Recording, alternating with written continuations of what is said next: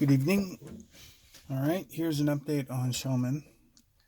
So, at this stage, I am getting to the point where this character is pretty much at the depth where he needs to be. I have the arms in the right spot.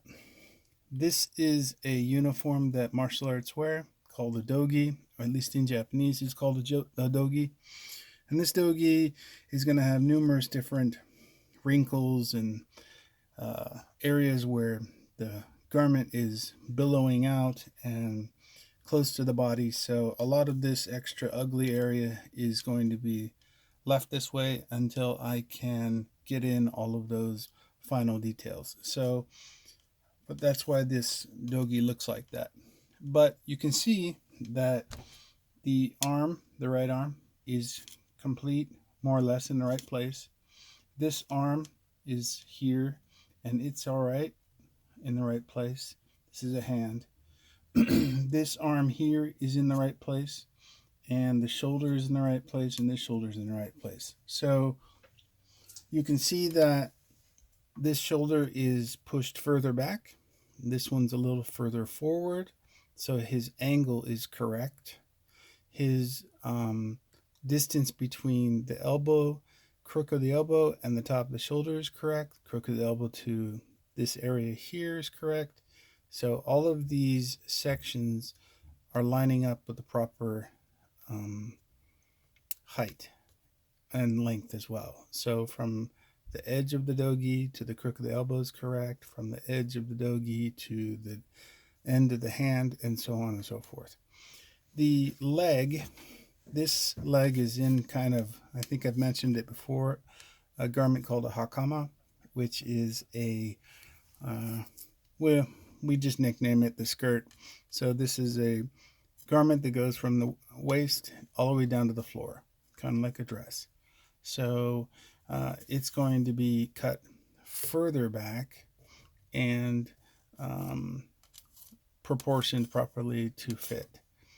Now, I haven't put too much work in on this guy, but I did round the leg a bit, put in a major wrinkle on the knee area so that I could start measuring the proper distance between this area, a known place, and the end of the foot and the rest of the leg.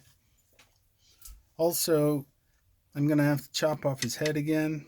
It looks like I'm going to be taking off maybe a 1/4 inch of this, and I have to be careful because his head is going to be looking down, which means that his chin will be closer to his chest than his forehead. So his forehead will be out further than this area here.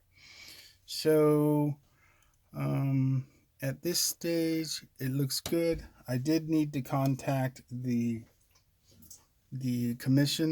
person that commissioned this, because although I have done martial arts for 30 years and I have the skills to do this technique, it's a little bit different every time. So I had to ask him, if he were to look down, would he see this joint locking technique, or would he see the head of the person taking the technique? And of course, he replied with what I thought, but I wanted to check it with him because it's his carving. So, as is required of me, he'll see a bit of the head and a little bit of the arm, but not much of the arm. So I'm going to be cutting this down, which shows you that this gap in here is very deep, and that will allow for me to cut this arm further in, which will make it further away, which would expose this guy's head a little bit more to what you would expect from an eye view to there. So this will drop a little bit, and that will match in. Also, I'll push this down and the eyes will be kind of like that. All right, so at this stage, everything's going well, and I will proceed.